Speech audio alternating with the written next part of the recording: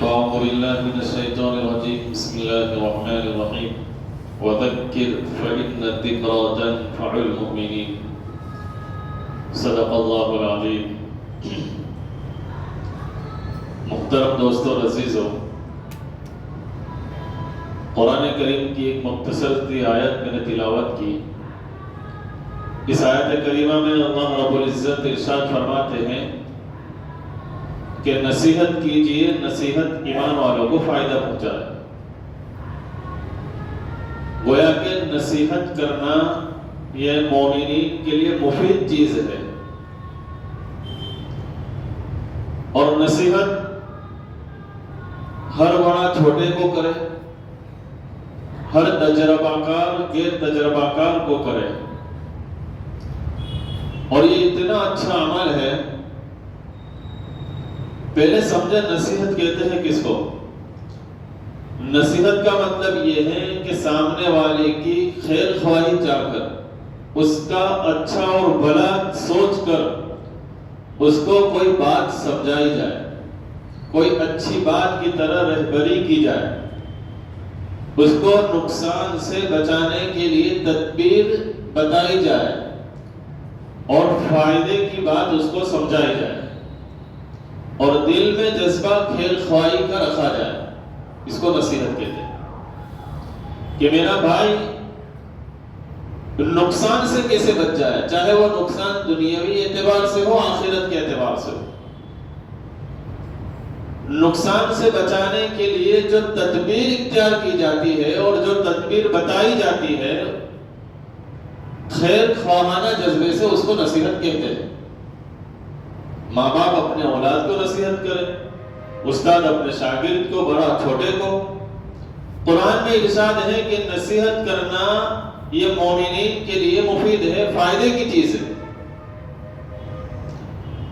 اور یہ کتنا اونچا عمل ہوگا کہ قرآن کریم نے باقاعدہ اس کو ذکر فرمایا، اور قیامت تک کے لیے انسانیت جب قرآن کی تلاوت کرے گی تو یہ آیت کی تلاوت کرتے رہے گی کہ نصیحت کیجیے. اس سے بڑھ کر بتاؤ کہ نصیحت کرنا اتنی اونچی چیز ہے کہ آپ کو معلوم ہونا چاہیے کہ حضرت سلیمان علیہ السلام کو رب کائنات نے انسانوں اور جناتوں، چرندوں اور پرندوں پر اختیار دیا تھا. ان کی حکومت بڑی وسیع تھی.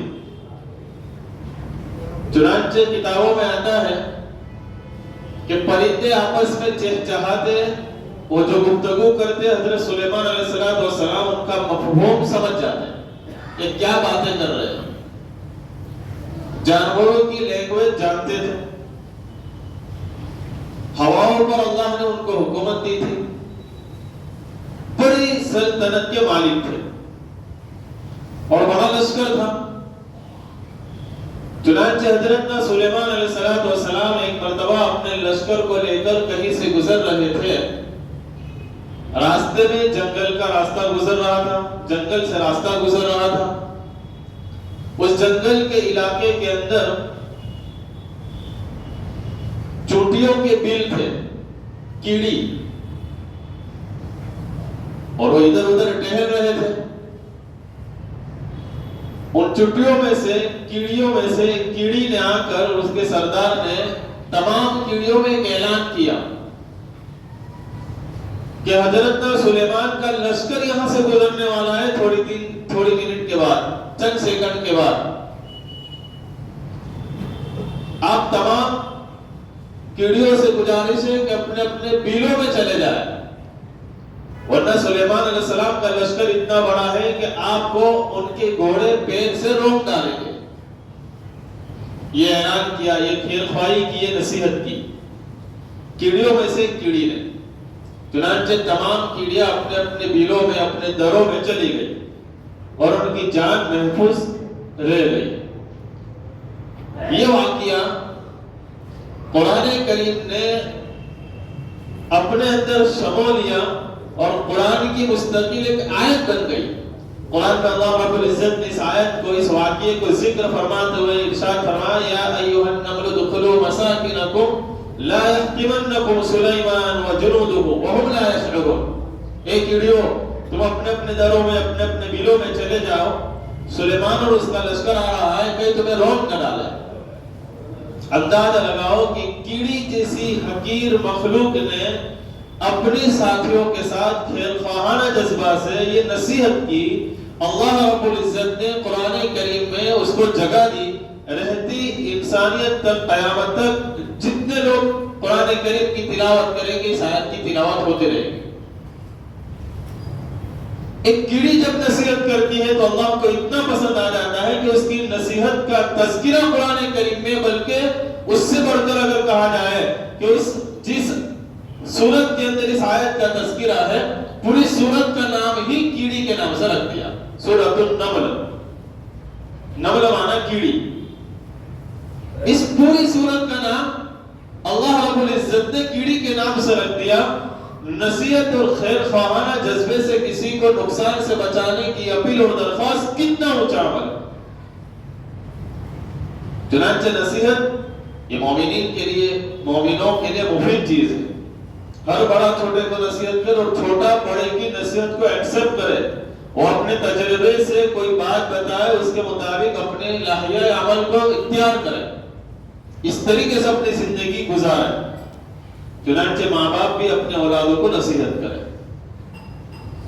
ایک زمانہ تھا کہ ہر ماں باپ اپنے اولادوں کی بہترین تربیت کرنے کے لیے اپنے اولادوں کو نصیحت کیا کرتے تھے۔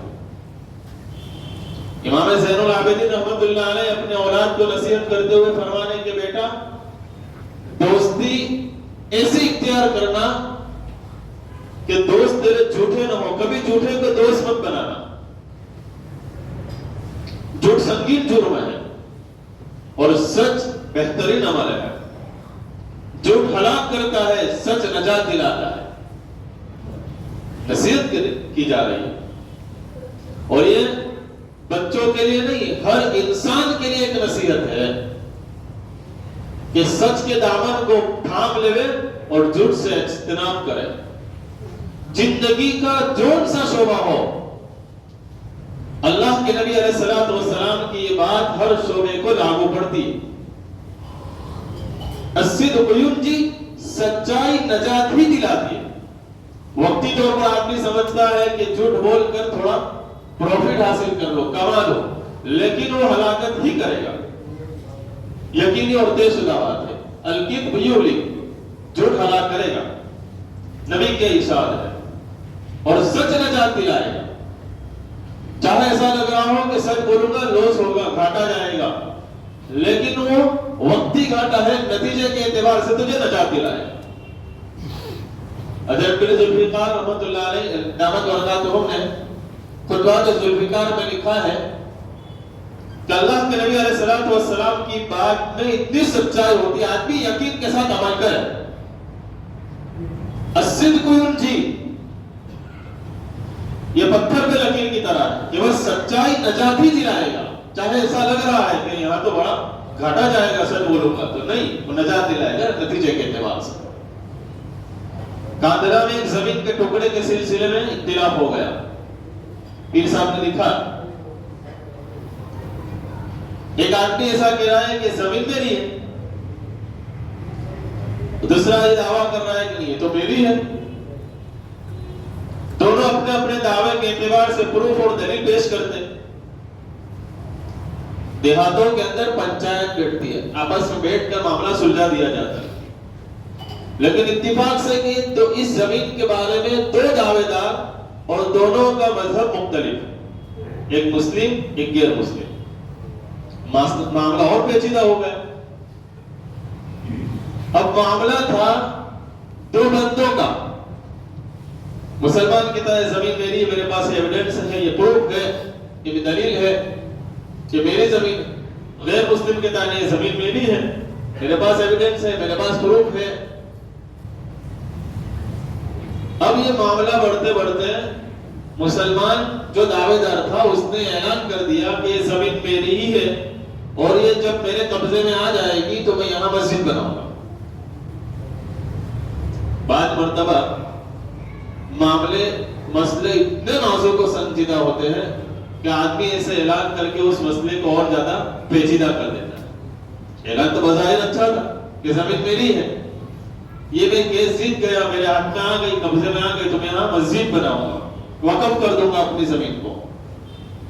لیکن معاملہ اس اعلان کے بعد اور زیادہ پیچیدہ ہوا۔ پہلے 2 آدمیوں کا معاملہ تھا، اب پوری قومیت کا معاملہ بن گیا۔ سارے مسلمان اس کے فیور میں کھڑے ہو گئے کہ نہیں بھائی، ہمارے بھائی کی زمین ہے، ہم دلا کر رہیں گے، یہاں مسجد بنا کر رہیں گے۔ غیر مسلم تو جس بستی کے اندر ہندو مسلم اتفاق سے رہ رہے تھے، اس معاملے کی وجہ سے نزاع کا معاملہ، اختلاف برپا ہو گیا۔ اب پنچایت کا معاملہ جو حل ہونے والا تھا وہ نہیں ہو رہا، معاملہ کورٹ میں گیا۔ انگریزوں کا زمانہ تھا، انگریز جج تھا اس کورٹ میں۔ اب اس نے بھی معاملے کی سنجیدگی کو دیکھا کہ معاملہ بڑا سنجیدہ ہے، فیصلہ کسی ایک کے بھی فیور میں اگر کر دیا تو پوری بستی کے اندر فسادات ہو جائیں گے، کیا کیا جائے، تھوڑا سوچنا پڑے گا۔ اس نے تاریخ کہ فلاں تاریخ پہ معاملہ اس کی سنوائی ہوگی۔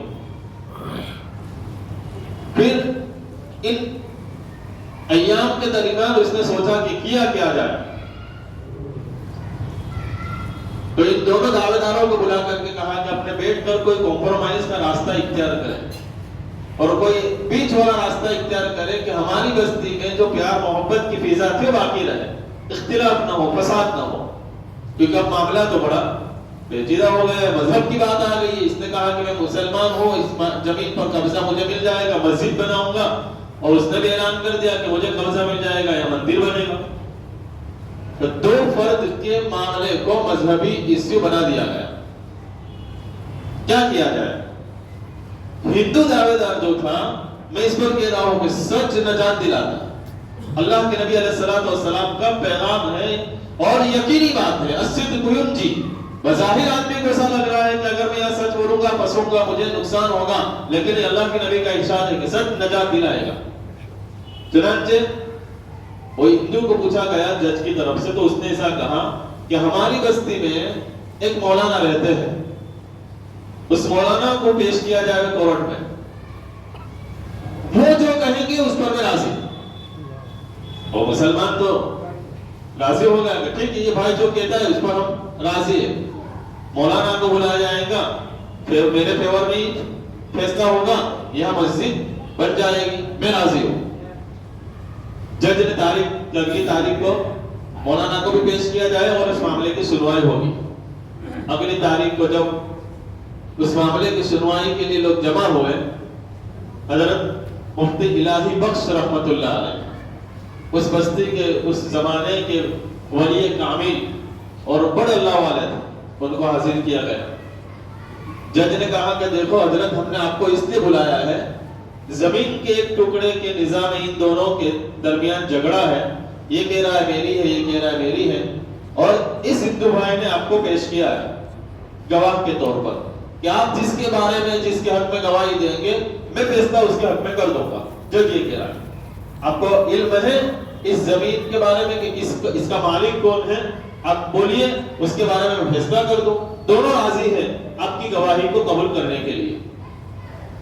تاریخ کی کتابوں کے اوراق کے اندر یہ واقعہ موجود ہے۔ پھر ذوالفقار فرماتے ہیں کہ حضرت الہی بخش رحمت اللہ علیہ کو جب پیش کیا گیا، ان کو موقع دیا گیا، انہوں نے کہا کہ زمین کا ٹکڑا ہمارے ہندو بھائی کا ہے، اس کو دے دیا جائے۔ چنانچہ کورٹ کے اندر تو بڑا مجمع تھا ہندو مسلمانوں کا، ایک طرف مسلمانوں کا، ایک طرف ہندوؤں کا۔ مسلمان تو اپنے پلاننگ کے تحت آئے ہوئے تھے کہ مفتی صاحب ہمارے حق میں فیصلہ ہوگا، ہم مسجد بنائیں گے۔ کسی نے کہہ دیا تھا کہ میری طرف سے اینٹیں آئے گی، کسی نے کہا میری طرف سے سیمنٹ، مسجد بن جائے گی عالیشان، سارے پلاننگ۔ اور یہاں مفتی صاحب نے تو اعلان کر دیا کہ یہ زمین ہمارے ہندو بھائی کی ہے۔ اب بڑا سناٹا، کیا کر دیا مفتی صاحب نے، کیا کہہ دیا، کیا کہہ دیا۔ جج نے کہا کہ آپ سوچ سمجھ کر کہہ رہے ہیں کہ ہاں مجھے معلوم ہے یہ زمین کا ٹکڑا ہمارا ہندو بھائی کا ہے، پہلے سے میں جانتا ہوں یہ اسی کا ہے۔ جج نے فیصلہ کیا، اور فیصلے میں جو نوٹ لکھی وہ سننے کے قابل ہے۔ کہا کہ آج کا یہ مقدمہ مسلمان ہار گئے، یہ ہندو جیت گیا، فیصلہ ہندو کے حق میں ہوتا ہے، مسلمان کیس ہار گیا، لیکن اسلام جیت گیا، اسلام جیت گیا۔ جب یہ فیصلہ سنایا گیا تو اس ہندو بھائی نے کھڑے ہو کر کہا جج کے سامنے کہ میں بھی میرا فیصلہ سنانا چاہتا ہوں. کہا کہ کیا ہے آپ کا فیصلہ؟ کہا کہ یہ فیصلہ میرے فیور میں آیا اور اس زمین کا مالک میں ہوں، یہ ثابت ہو گیا. اب میں یہاں مسجد بناؤں گا اور میں خود مسلمان بنتا ہوں. الصدق ینجی، سچ نجات دلاتا ہے. اللہ کے نبی علیہ السلام کا ارشاد ہے کہ سچ نجات دلاتا ہے. چنانچہ سچ بولنے کا ہمارا معاشرہ بنا ہے. جھوٹ سے آدمی کو نفرت ہونی چاہیے. اللہ کے نبی علیہ السلام کا ارشاد ہے کہ جب آدمی بندہ جھوٹ بولتا ہے تو اس سے غیر محسوسی طور پر گندگی، بدبو نکلتی ہے. فرشتے حفاظت کرنے والے جو ہوتے ہیں ہر بندے کے ساتھ، فرمایا وہ حفاظت کرنے والے فرشتے اس جھوٹ کی بدبو سے نفرت اتنا کرتے ہیں کہ 2 میل دور چلے جاتے ہیں. جب بندہ جھوٹ بولتا ہے تو حفاظت کے فرشتے بھی اس سے دور ہو جاتے ہیں. چنانچہ ہمارا معاشرہ سچائی والا ہو، اللہ کی طرف سے نجات اور مدد کے اگر ہم دعویدار ہیں، خواہش مند ہیں، تو ہم اپنی زبان